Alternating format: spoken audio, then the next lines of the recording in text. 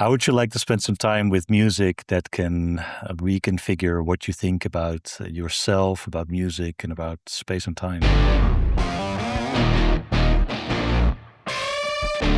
Welcome to the Sum of All Wisdom. My guest today is Matthijs Kouw, an experimental composer from the Netherlands, whose work explores the relationship between movement and stasis, emergence and structure, noise and meaning. And we'll start with music by Matthijs, music that's like architecture and atmosphere, a space you inhabit. Sound that doesn't ask us to listen, but to reconsider what listening actually means. In the conversation ahead, we'll talk about drone music and physical music, philosophy, and the possibility that sound can take us beyond language itself. It's a deep and fun conversation. I hope you enjoy it. Underneath it all is sort of a question that's driving this as an engine. And that question is, what happens when music begins to change the way we perceive time and ourself? This is the Sum of All Wisdom. I'm Scott Cady, and let's get into Irradiance by Matthijs Kouw and Gogi Petrovic from the album Recalcitrance.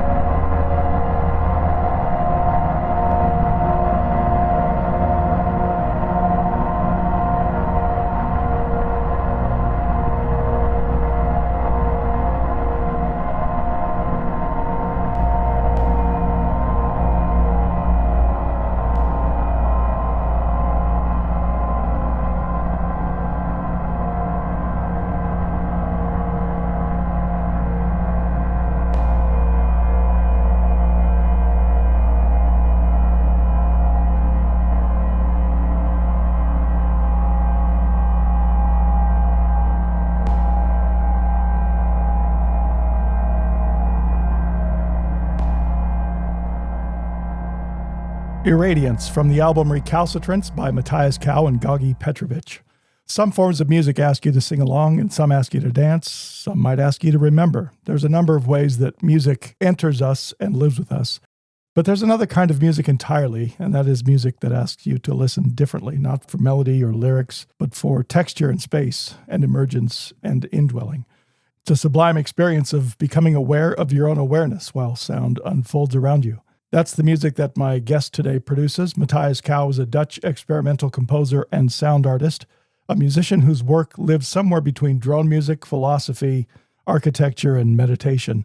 In this conversation, we'll talk about experimental music not as a genre, but as a process of exploration. So let's get right to it. To get into things, Matthijs, what I'd love to sort of start with is a little bit of an introduction, right? So you, first of all, let me explain the podcast a bit. Wisdom, I call it the sum of all wisdom because for me, music is the sum of all wisdom. This is a sort of mantra that I've had all my life because I believe that music gives us things that no other art form can give us. And whether it's with words or without words, it does something in a language that I think is universal in that sense. And so it's very humanist, and it conveys something to everybody, even when it's challenging or confusing or sort of not familiar. I think it brings us something. It gives us the ability to do something with our minds and our experience and ourself that other art forms don't allow, and just sort of regular day-to-day conversation often don't allow either.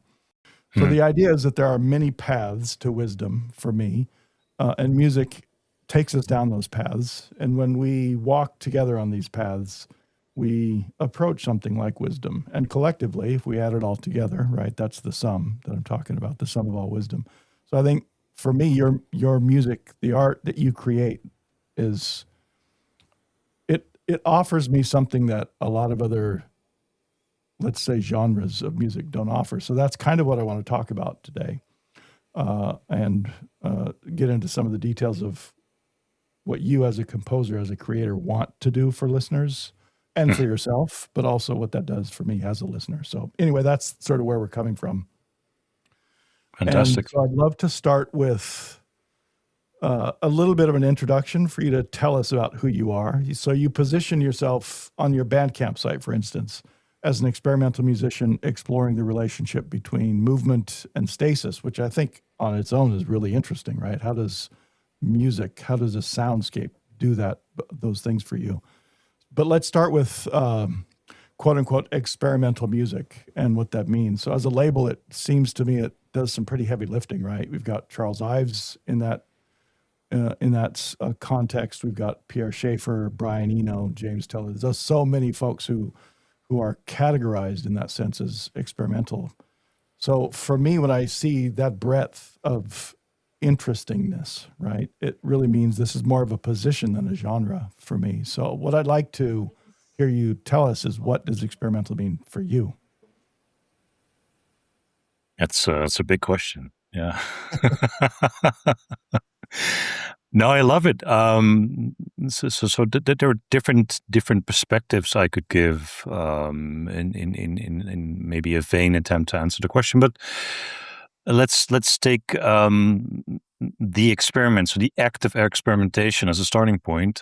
For me, it is very much exactly that. So it is. Maybe it starts with an idea. Maybe it starts with playing around with a new instrument that I just got. But the experimentation, kind of approaching things with a beginner's mindset, if you will. For me, that's really helpful to really dive into things, to start things out. So there's a certain, I suppose, leveling the playing field gesture in there, if that makes sense. So we can all be musicians. We can all try to create something, and it doesn't need to be very elaborate or difficult. And especially in the last couple of decades, we've seen this, the fact that a lot of these tools are becoming a commodity. I think that this is a great thing, right? So this is fantastic. Now all of us can spend a couple of euros and start making music and start releasing music. I think that's fantastic. So that's maybe one answer, like the doing the experiments And then experimental as a label. So I don't take any genres for granted. I see them as starting points to start thinking about how we can categorize sound and how we can categorize the experience of sound and the experience of making music. So for me, experimental opens up this whole width of different perspectives. Yeah, so that's probably how I would answer your question, but it's a big one, yeah. It seems like a big one. There's a lot going on in sort of quote unquote experimental music, as I sort of said. But the thanks for that. I like the experimental in the sense of experiments, right? Experimenting with sound and Yep. where that takes you. Mhm. So you and I have known each other for almost 2 decades now, right? We met in about 2009 doing academic stuff, very different from where both of us are now. Different life, yeah. Totally different lives, right? So, but in that time, I think the first thing I heard of when we, sorry, let me not get ahead of myself. When we first met, we were talking about the music that you were doing even back then. Mhm. And I think the first album of yours I heard was Transductions, right? From early in the 2000s. And from Yep. there, I followed your progression through your work with Men's, and you've had a number of collaborators over the years. And I'd really love to hear about it. For me, I feel, I guess, the development of what you produce and the influence of the folks that you're working with. But I'd love to hear you talk a little bit about your own sense of the evolution of what you do. That's a great question. So, in some sense, I find myself doing the same things over and over again. But there is a certain evolution in there. And I remember in the chat we had before this recording that we were talking about. Okay, what's kind of your history with music? How did you end up in this scene, listening to this music?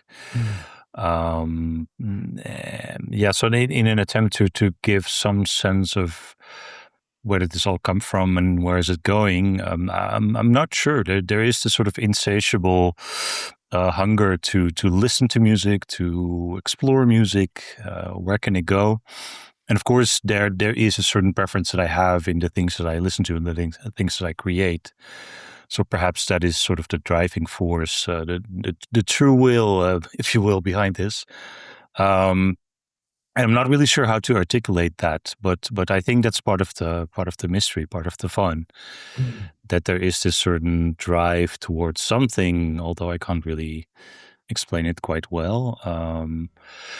I was thinking about all kinds of smart deconstructivist remarks to make about our chat because it's essentially it's also a bit of a biography or autobiography. And I there was a time when I didn't really do that. I was like, okay, people want to interview me about my music. I think that's really weird. But of course, you can't really escape, giving some biography. Even silence is a form of biography. So. Insert favorite Jacques Derrida quote here. I don't know, but I'm happy with the chat. But where is it all going? I really don't know. I started listening to music with a big preference for the more extremer side of things. So I listened to a lot of metal, grindcore. The louder the better. At some point, discovered noise. So of course. Masami Akita, Merzbau, and then through my various visits to record stores in Amsterdam, back when there were still record stores. There are now just a handful of them, but people are still persisting, which I love, of course. But there were many, many more back in the 90s, because that's kind of the era we're talking about. And I would make this round that would take me about maybe half a day along multiple record stores, and each of them would have some representation of the outer fringes. And at some point, people start referring me to someone who was doing this mail order company called Phosphor back in Amsterdam back in the day. And I did simply phone them up because he had a website, but I just called him and I was like, okay, I hear you're selling interesting music, and can I drop by? And he was like, so Paul is his name. He was like, yeah, sure, come on over. So I went to his place, listened to a lot of music, and bought a lot of music at the spot. So so it was kind of a gateway into even more experimental stuff. And then at some point, I became involved with the people from Staalplaat, which is a record store and label also based in Amsterdam back then. Who were doing a lot of weird stuff like noise, contemporary classical, also some rhythmic stuff like industrial, but also techno, more experimental kinds of techno. Mm. And I just got really into it. I started doing their radio show every Tuesday night on the Amsterdam pirate radio station, Radio 100, which was a perfect excuse to go through all the new releases and bring some of them to the studio and start mixing things. And at some point became involved with making music myself. So I had a computer, had some external gear, and started playing around basically. And where all of this is going, I'm not really sure. Some people say that sometimes you find people making the music they don't really have themselves, but would like to listen to. So maybe also that applies to writers. You're writing the book that you can't find on your shelves. I'm not sure if it's that deliberate. For me, it's just something that comes into existence. So I start playing around. I start experimenting, if you will, and then stuff happens. And at some point, you have to say, okay, this is starting to sound like something. I kind of like it. It's time to finish it or release it or whatever. And this process can take many, many years. So sometimes I make something, I put it away for, well, up to years, and I rediscover it and I start playing around with it, and then it gets finished in a few weeks. So it's very indeterminate, very unpredictable. Mm. Indeterminacy seems to be kind of a thing for experimental music. Wherever on the spectrum that you've sort of depicted, wherever you fall in there, indeterminacy seems to be an important part of the soundscape, right? That's another great question. So I find that a lot of the stuff that I do is almost architectural. So it's like creating spaces for people to dwell in. Mm-hmm. And in my collaboration with Phil McGuire, who is a dear friend of mine, who I really met through music online, which was great. But he's a very dear friend of mine, and I like his work a lot. I really feel privileged to be working with him. But with Phil, this architectural metaphor became very explicit. So we were basically creating these spaces for people to dwell into, to listen, to spend some time in, and that works quite well. And a lot of it is quite indeterminate. So I lay out these compositions. I do all the mixing manually, so there's not a lot of automation going on there. But yeah, even still, when I listen back to some of the pieces that I made, they surprise me. It's not something I can really control. Because of all the layered, the different layers interacting. So I think it's quite indeterminate in that sense. Your latest release is called Transversal, and I was listening to that as, for prep for the conversation today. And asymptotic stands out for me, especially on that record. I think, first of all, the whole record itself, I think, is really wonderful. And it does. Thank you. Why I think it's wonderful is, for me, it offers, as you getting to the indeterminacy, it offers me as a listener a kind of forensic invitation to listening, right? So there's a soundscape that, as you say, I should dwell in for a moment. I really feel like I inhabit that record when I'm listening to it. And so what that does for me, the experience of the soundscape is, it draws me in. So I'm paying attention to the texture, right? The layers, the forms of sound that are in it. And rather than what's coming next, I'm thinking about what's happening now. What is it that I'm not just hearing, but feeling? So Transversal, the whole record does that for me, but asymptotic it feels magical in that sense. And great. for me, to referencing back to Derrida and the deconstructionists, I get a sense of destabilization, right? So the sound is destabilized as an object, right? There's Yeah. more than I can identify as a thing I'm listening to in that record.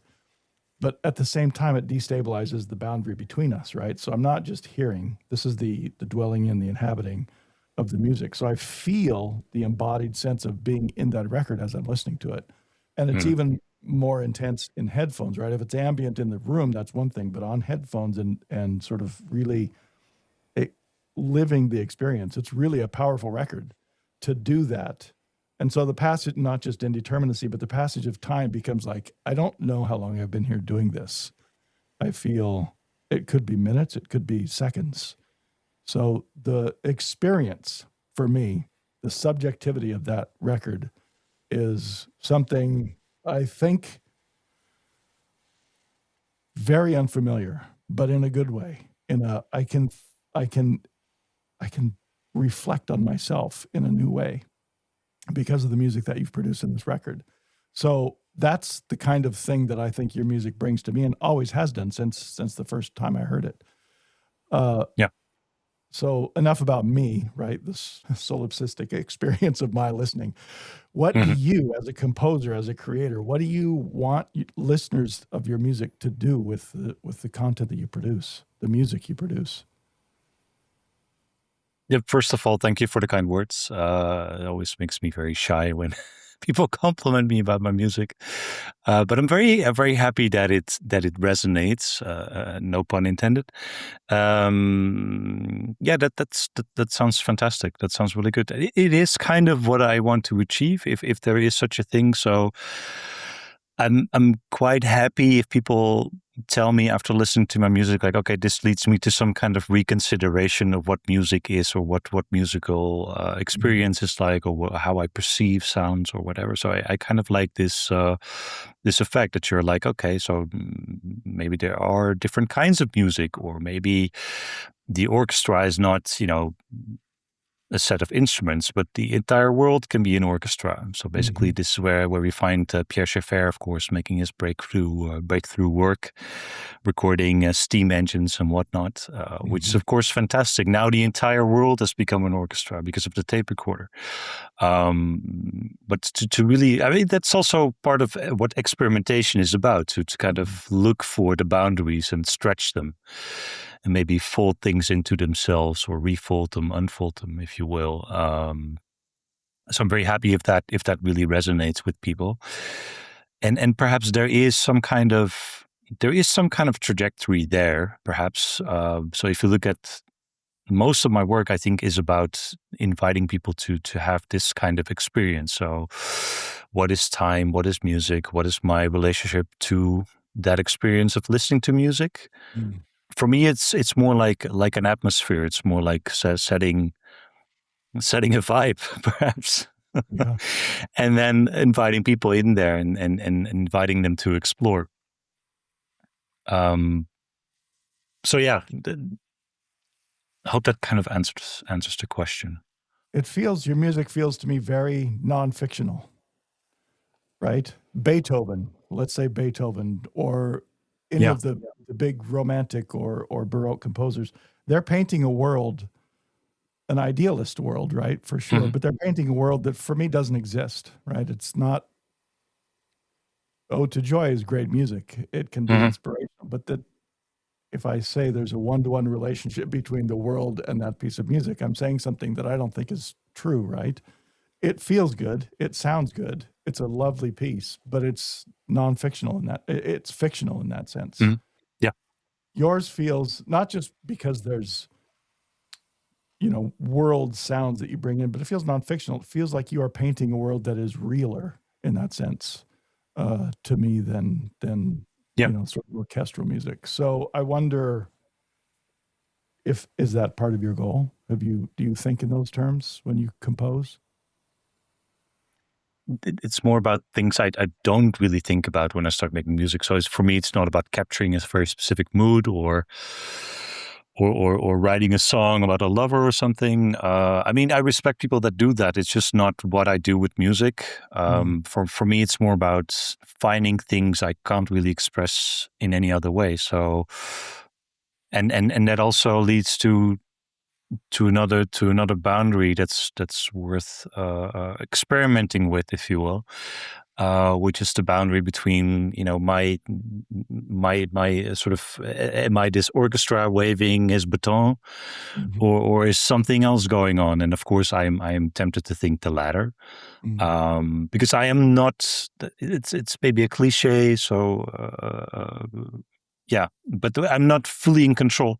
It's something that happens, something that emerges, something that is often also in the creative process stretched over time. So I don't really have the same experience of certain sounds that I made a few years back, and yet I can start working again on them tomorrow. So even the creative process is durational in itself. So the experience of time becomes something more qualitative, right? Which is something you described very nicely. And that is not deliberate, only to a certain extent. So I see myself more as a kind of a producer, engineer kind of person, maybe an architect, if you will. So I set certain conditions in which things can happen. And I'm 100% okay with this. I think it's quite beautiful because it's a form of communion, right? It's communion with the creative process through music. And I feel very privileged to be part of that. And your distribution is, are you on other platforms besides Bandcamp? There are some odd bits here and there on Spotify. I don't really like Spotify. That's an understatement. So whenever people tell me like, okay, are you on Spotify? My immediate thought is, okay, why do you hate musicians? Because we all know the business model of Spotify is not very sustainable for the average creative person.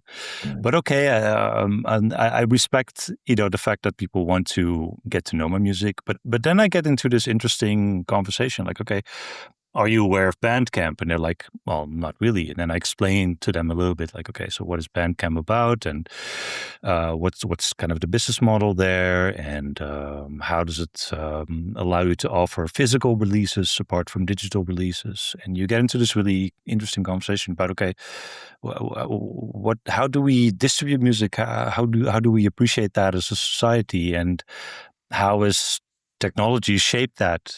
And these are questions that people often tend to ignore, because I think a lot of art forms have a higher reputation, if you will, than music. I think music is by most people still considered to be entertainment, but it's high art. I really agree with you there, 100%. It's high art. It's perhaps the highest art form, if you would ask me, but that's of course highly subjective.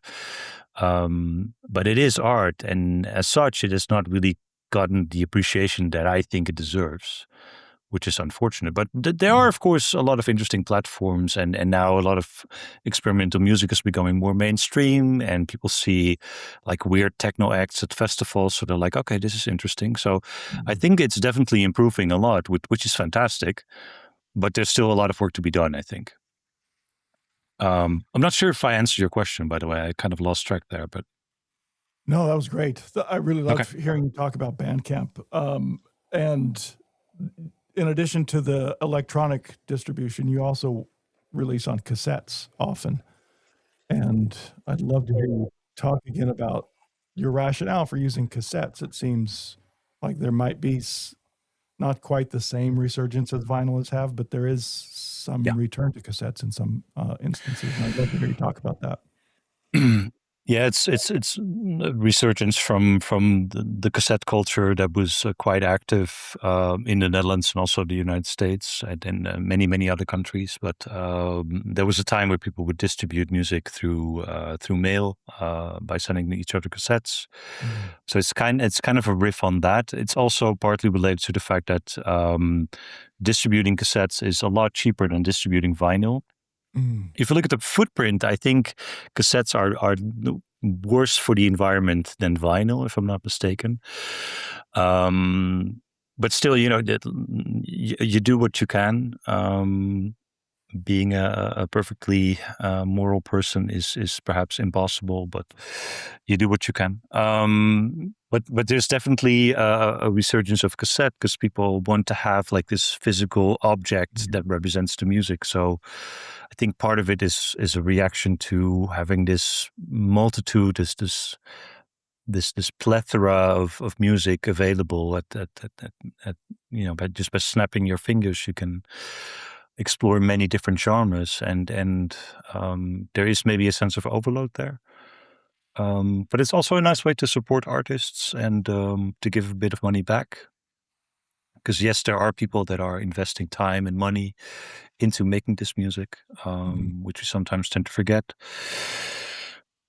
But I mean, that goes without saying. But a lot of processes of production are very far removed from how people consume them. So music is just another example of that.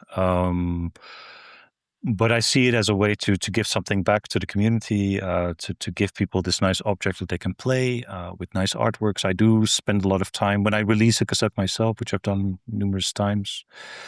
I spend quite a bit of time on the artwork, improving the artwork, and really making sure that people get a nice piece of art. And then there are many people like me who release music on CD, vinyl, cassette. It's very much DIY. And people often barely break even on these releases. And yet we still persist. We keep on doing it, which I think is a thing of beauty. There's this insatiable drive, this insatiable hunger towards, let's continue. We gotta go on. Driven by something other than earning. Yes. I think that seems to be also part of the ethos of the Bandcamp model is exactly a place to do what you need to do, in a sense, as a musician, without necessarily caving into all the capitalist overtures.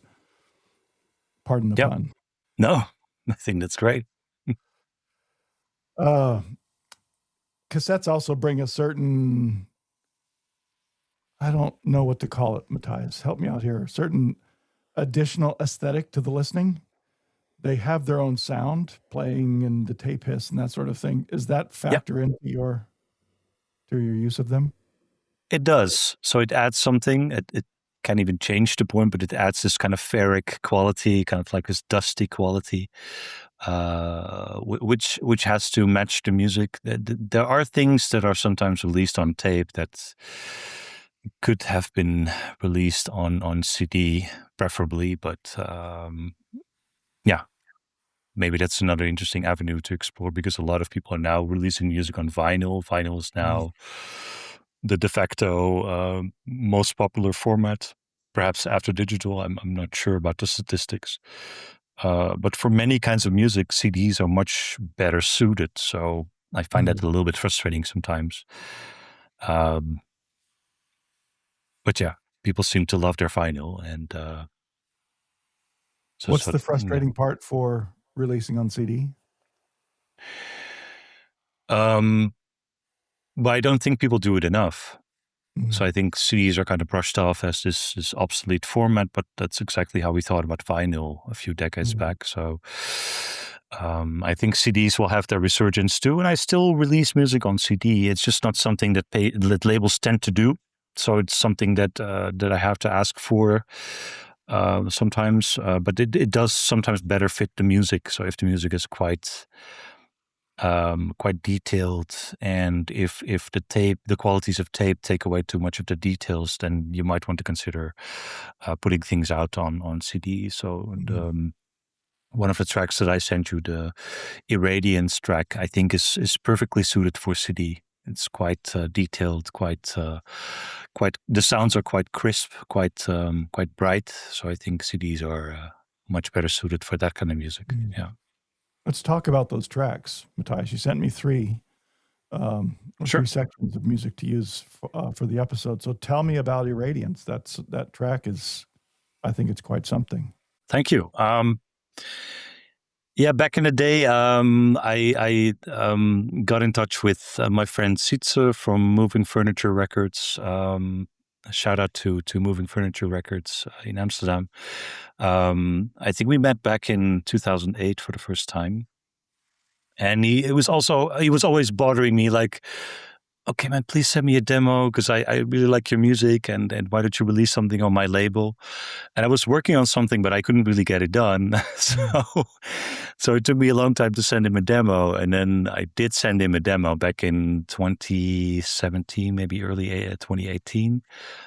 And he really liked it and released it, which became my album Obscurum per Obscurius, which is still one of my all-time favorites. I spend a lot of time making it, but that was my first real serious solo release. Let's call it that, and I'm very grateful for that opportunity. And then through Sietse, I was able to release other music. So my collaborations with Rapad Mens, for example, and at some point, Sietse organized a compilation in which the people from the Moving Furniture roster were invited to collaborate with each other. And I was matched with Gagi Petrovic.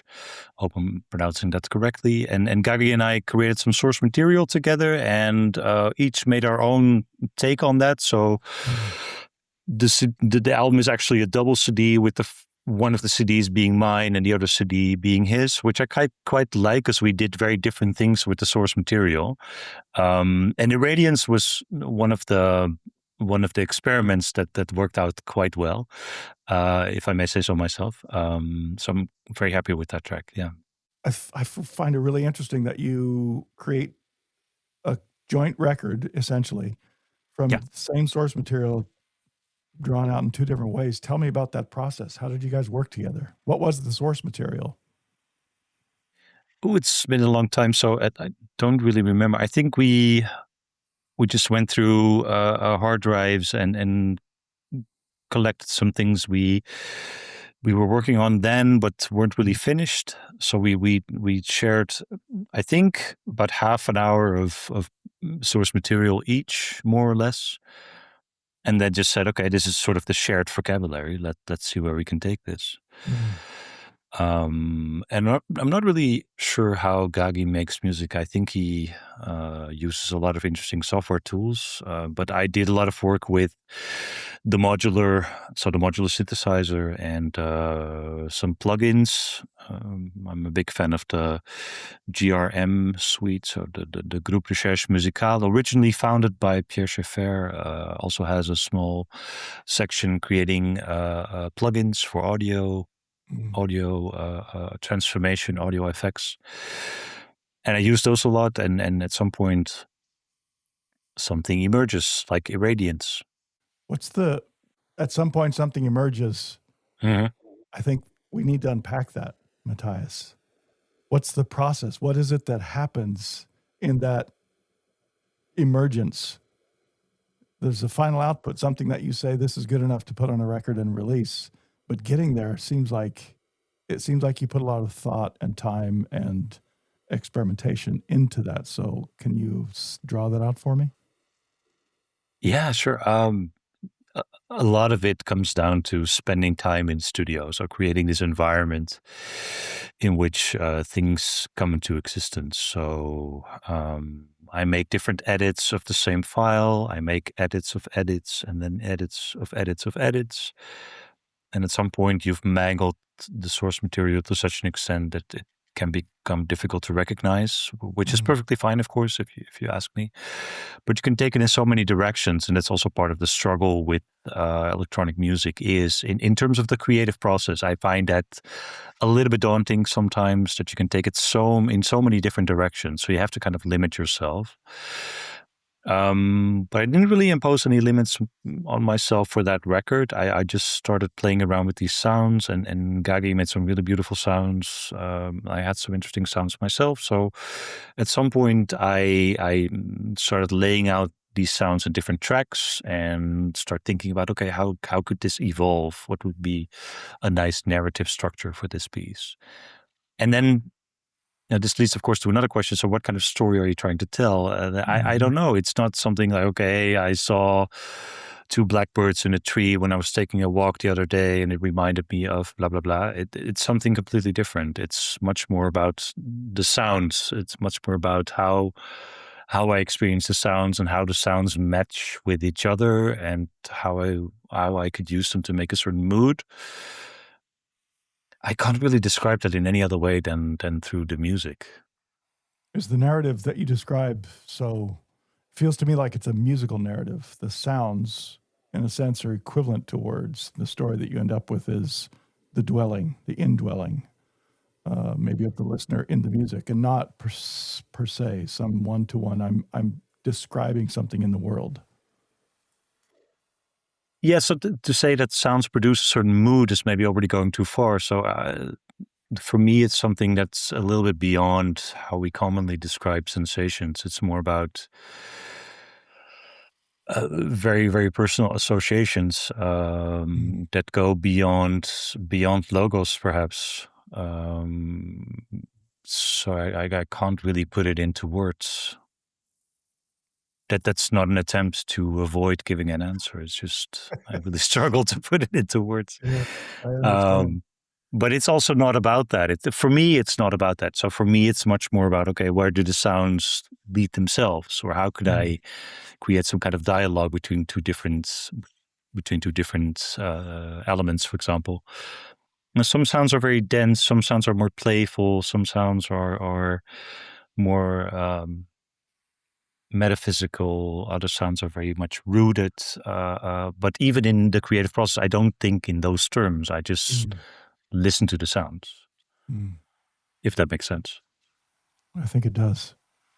You said, in a sense, it transcends the logos, which is, I'm sorry to go here, Matthijs, but is there a spiritual or a theological aspect to what you produce? I think so. Can you tell me more about that? Well, as you know, I like to read, and I've been reading a lot on negative theology for the past year and a half. I'm not sure if I understand it. I'm not sure if understanding it is the point. But this whole idea of perhaps it's more about negative theology or apophaticism. I hope I'm pronouncing that correctly, but it's really about describing God in theology, right? Up to the point where you notice that the language is starting to break down. So we don't really have the words to put this, to express this, to represent this, or whatever. So perhaps that's kind of the spiritual motif here. But for sure, it's about moods or feelings that point to something larger than myself. This is also captured in the process itself. So it's not just about me. It's never just about me. So hence the kind of hesitation to engage in autobiography. But still, I mean, there is something going on there. Yeah. Apophatic makes me think of Parmenides, right? We can never, language is never commensurate with nothing or the unknown in that sense. Yeah. If there's anything beyond the something that we experience in this world, we have no capacity to understand it or describe it in that sense. Yeah. So that feels very, I don't know, honest to me in a sense. Yeah, and also shout out to all the Dennis Turner fans out there. Darkness of God is a fantastic book about apophaticism, and perhaps it's about that, about this sort of luminous darkness, if you will. So at some point we encounter a situation where we can't really put it into words anymore, but that's perfectly fine because something else can shine through, although we can never probably really articulate it too well. But there are maybe ways to relate ourselves to it. Music being first among those. Well, if you ask me, yes. Yeah, yes. Exactly. But it can be done in other ways, perhaps. Yeah, sure. Why not? Drawing or painting, or that doesn't really matter. But for me, the vehicle is really music. Always has been. Yeah. Maybe in a sense, it's creativity. This is what brings us closest to, I think, all of the rest of the world, and whatever lies beyond the world. Right? I think our creativity is the stretch of our imagination and what's possible. Yep. Let's talk a little bit more about the tracks that you sent over, Matthijs. Yeah. We'll put them in I'll drop one in the center of this. Tell me about the piece that you want to come into the center, and I think it's something in the middle of a piece that you sent previously. Is that correct? Tell me more about Correct. that.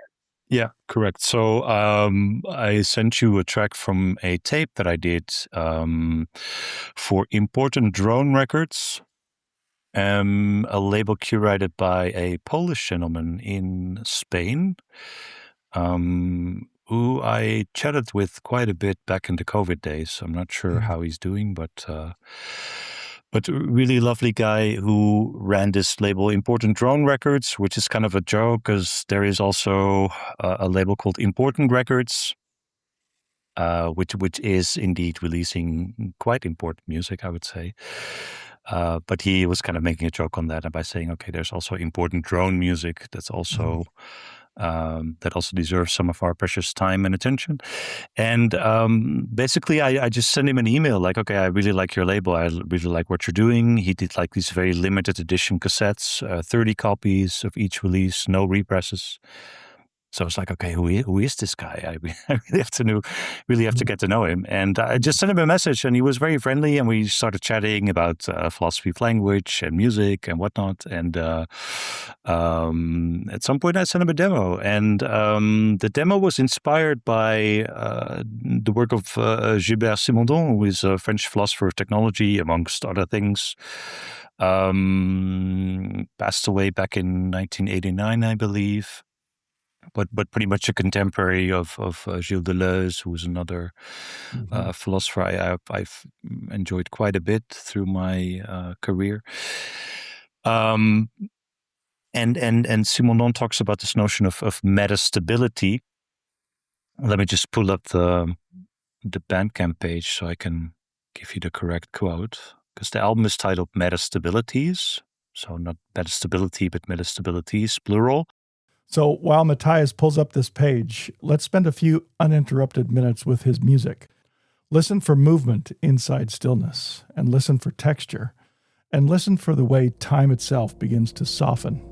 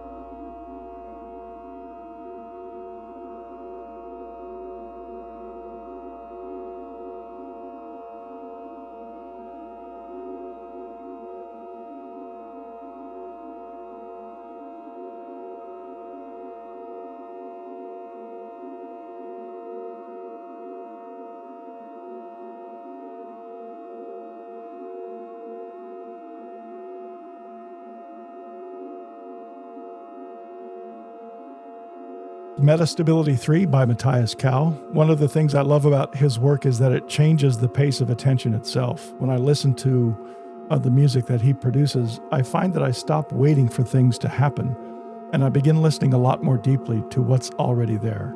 Let's pick back up with Matthijs and our conversation on sound as philosophy, the spiritual dimensions of experimental music, and music that can change your perception of space and time. Metastability can be defined as a stable state of a dynamic system other than its state of least energy.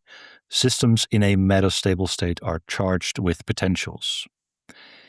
And all of the pieces are of an equal length, so they're all 22 and a half minutes, which tries to make the point that, okay, there's no beginning, no end. We are basically like a snapshot of a complex system. We are studying that system for this duration.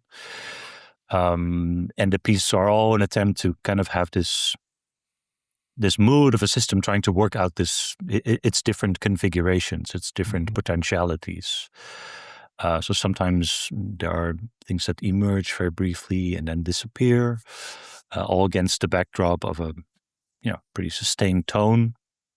But on top of that, there's all this stuff happening, and even the foundational layer is shifting a little bit at some point. So it's my take on Simondon, perhaps a bit of systems theory in the form of music. And looking back at that, so I made these pieces about 6 years ago, just before the pandemic started. It was kind of a way to grapple with philosophical concepts in the form of musical composition. And I quite like the no beginning, no end angle. So it's like it's just this frame, this snapshot of something more dynamic. So you mentioned exploring the relationship between movement and stasis. I think that really emerges quite well in these pieces.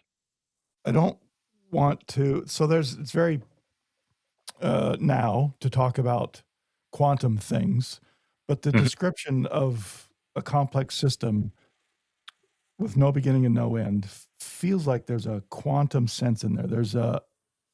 I take out of it something different than you take out of it, because whatever we quote unquote observe in the moment is different for each one of us. So I'm wondering if there's not to be banal about that, but is there a kind of sense of that in the observer issue? Yeah, a little bit. So there are different ways you can experience the music, and for me, as stated before, right? So even if I revisit some of the pieces myself, I find something new, and I often get the response from people like, "Okay, I find something new every time," which I think is fantastic. So it's about, if you look at this space that you could dwell in, you can do different. You can walk, an infinite amount of routes through the same architecture, through the same building. So I quite like that people walk away with that. And there's also this kind of unanimous experience that people have, like, okay, I hear more people giving me the same description. So I think that's quite nice. But of course, the observer comes into the experience, and it almost goes without saying.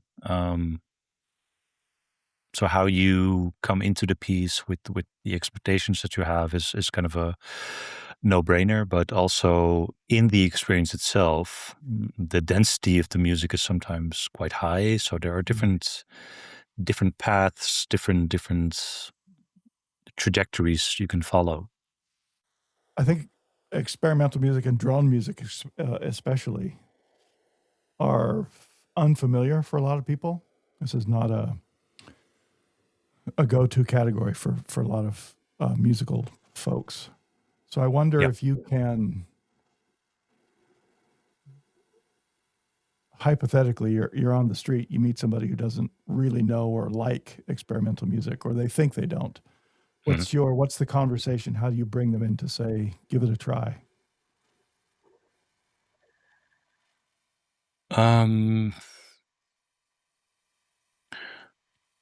That's a great question. So for me, if I listen to this kind of music, it does give me this sense of communion. So I think we kind of, we set off this sort of spiritual trajectory in our conversation, and for me that makes a lot of sense. So how can you spend some time with this music, with this sound? I think that's maybe the best way to put it. So it's kind of meditative without, you're not sitting on a cushion or whatever. You're not counting. You're not focusing on the tip of your nose, for example. But it is very meditative in the best sense of the word. So how would I incentivize a person? How would you like to spend some time with music that can reconfigure what you think about yourself, about music, and about space and time? That could be my pitch, perhaps. Yeah. I think that's a perfect pitch, in fact. No. And bring it home a little bit, Matthijs. The third piece that you sent that we'll use to close the podcast interview. Tell me about that one. Yeah, that's from the transversal tape. Not the penultimate piece, but I think track 4. It's just one of the more recent things I've been doing, which is kind of similar to stuff that I worked on at the time of metastabilities, for example. But I think it's a nice, nice nod to where I'm taking things now.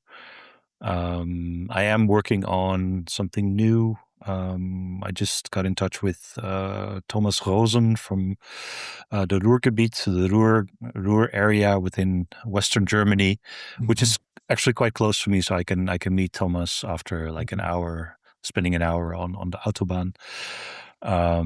So he lives quite close by, and we made some recordings back in February, which I'm now processing and starting to get into shape. So it's starting to crystallize, if you will, in the form of a new album.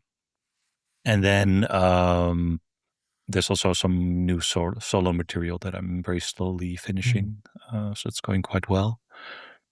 But yeah, it will be kind of adjacent to the transversal track. Yeah.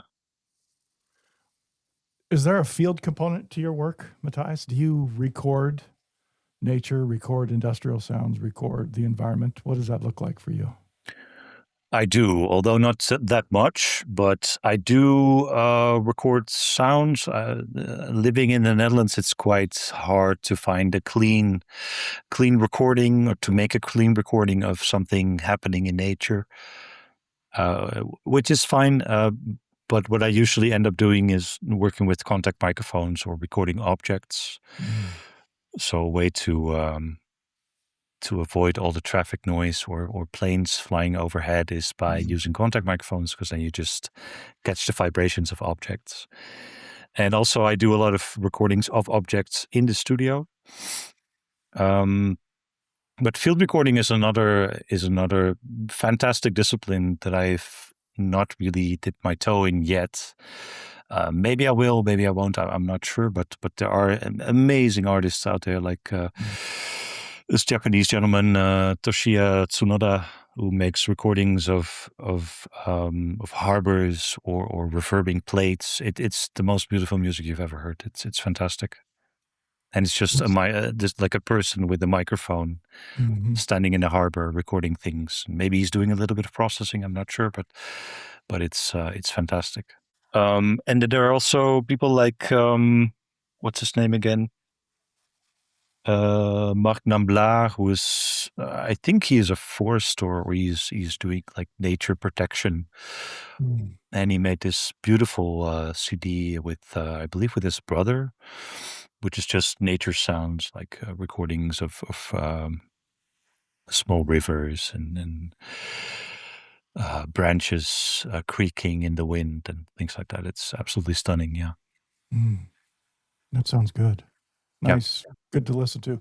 I'm thinking about my studio it's just a room in my house, which I've kind of arranged to be a little bit like a studio. It doesn't have soundproofing. It barely has acoustic dampening, but neighbors on all sides. And I'm thinking about what you just said, hard to get a clean recording of something natural in the case you were talking about, but it's hard to get a clean recording of a conversation in this point because cars, dogs, cats, people coughing on the sidewalk, all kinds of sound gets in here.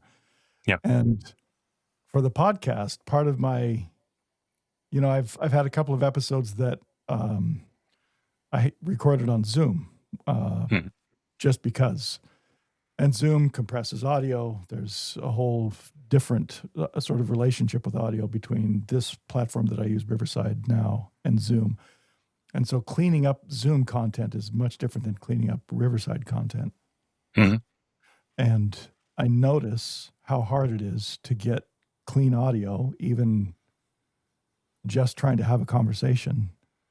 Now I can, and outside, I did an Instagram reel of my apple tree, right? Because I planted it last year. It's growing nicely. It's blooming and that sort of thing. And I just wanted to show that. And it was all lawnmower noise.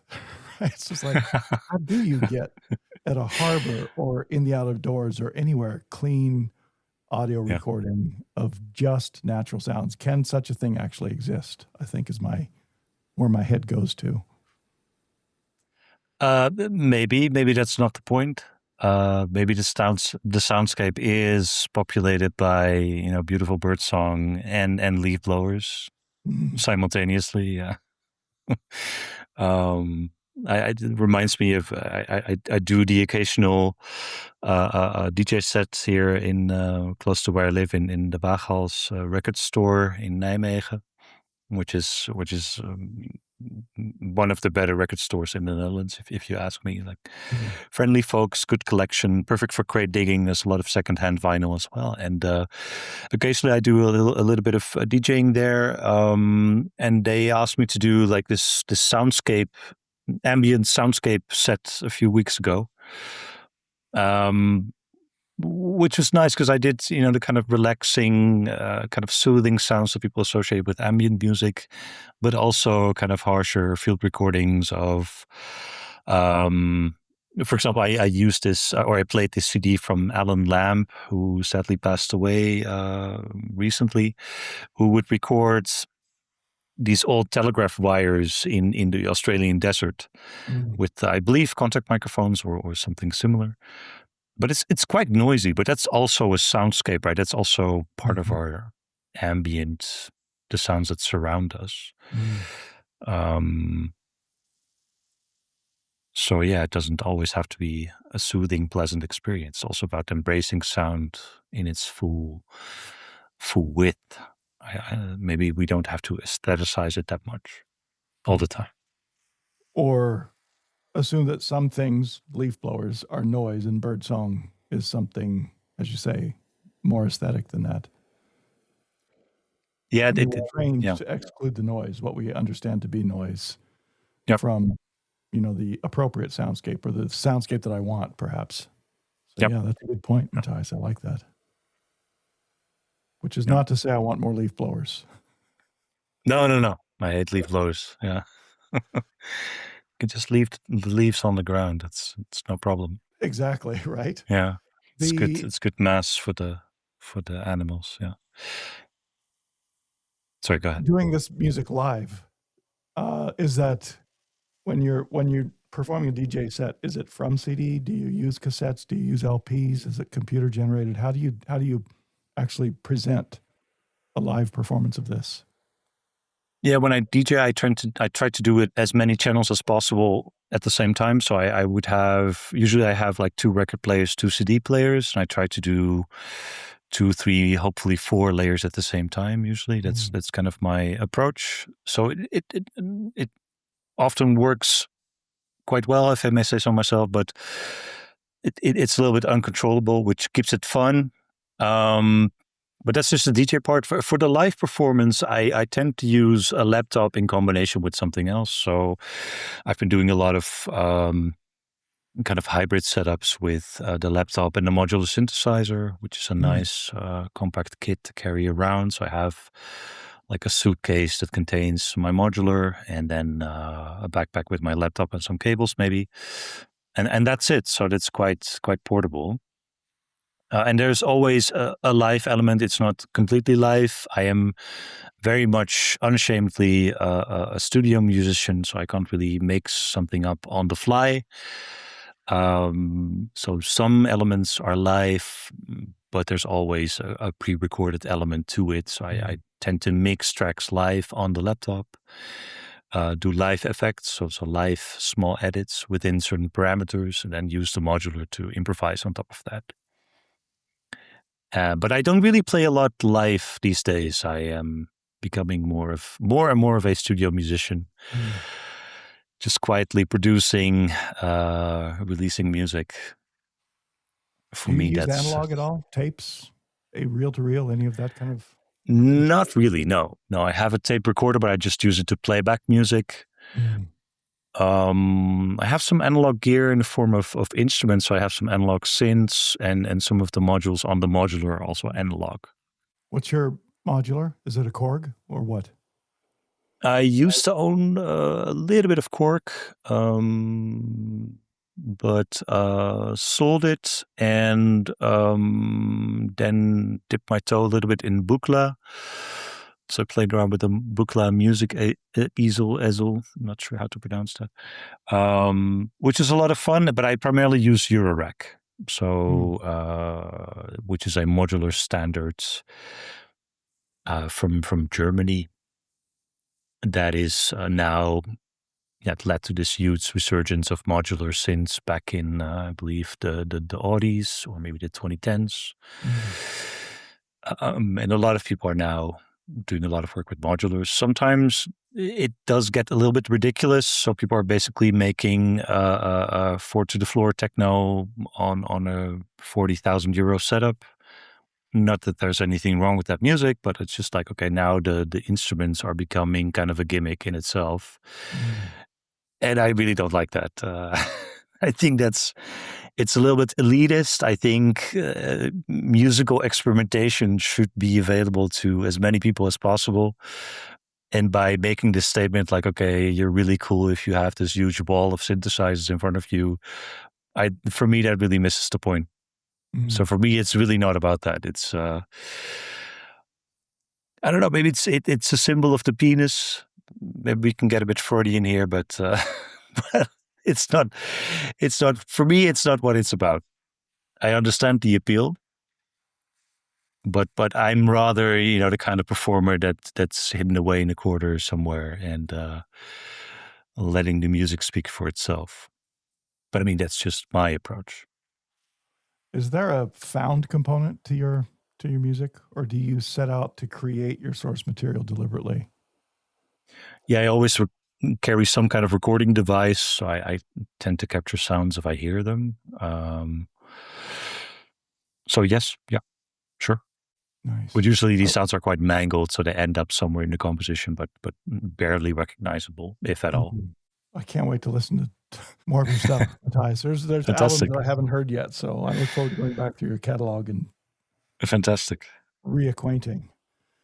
Yeah. So we've gone a little over an hour now, and I want to say Really? thanks so much for your time today, Matthijs. This has been great. Really fabulous conversation. I love talking with you. And thank you, sir. As a closeout, anything you'd like to leave people with? Yes, first of all, delete your Spotify account right now. Just cancel your subscription, get it over with, and start buying music from real people. And yeah, a big thanks to you. It was really great catching up. We didn't talk for a couple of years before we had our phone call a few weeks ago that led to this conversation. So I'm really happy to make your acquaintance again. So that's fantastic. It's been a gift. It's been a really nice hour. It flew by for me. I really had a good time talking about music. And if you want to know more, I guess I can leave my website, my Bandcamp in the show notes for people to check out my music. And keep exploring, keep listening, and keep exploring the outer boundaries.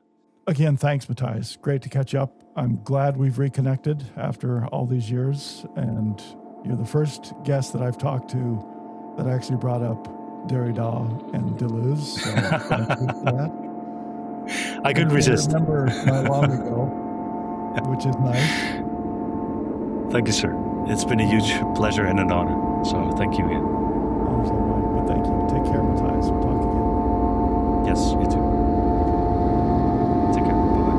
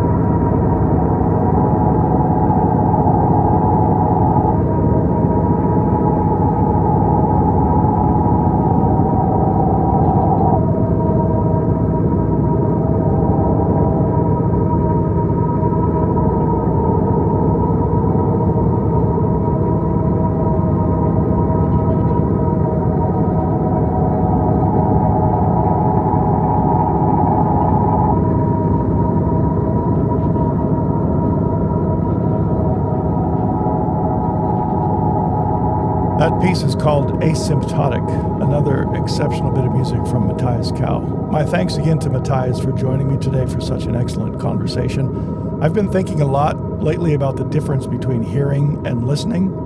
I think for me, hearing is more or less automatic, and listening is intentional. And I think music like Matthijs's asks us to do something increasingly rare, and that is give patience, give attention, give presence, and be intentional. So not simply consuming sound, but inhabiting sound and letting it inhabit us. So maybe in the process, we can rediscover what music is and what it is not. It's not just entertainment, it is a way of knowing. If you'd like to explore Matthijs's work further, including the recordings featured in this episode, you can find links in the show notes, along with all kinds of links to folks that we talked about in the conversation today. Thank you for turning us on. If this conversation resonated with you, I'd appreciate it if you'd subscribe, shared the episode, or simply told somebody who loves adventurous music and deep listening. I'm Scott Cady, and this is the Sum of All Wisdom. Until next time, keep listening, keep exploring, and keep searching for the sounds that change the way you hear the world.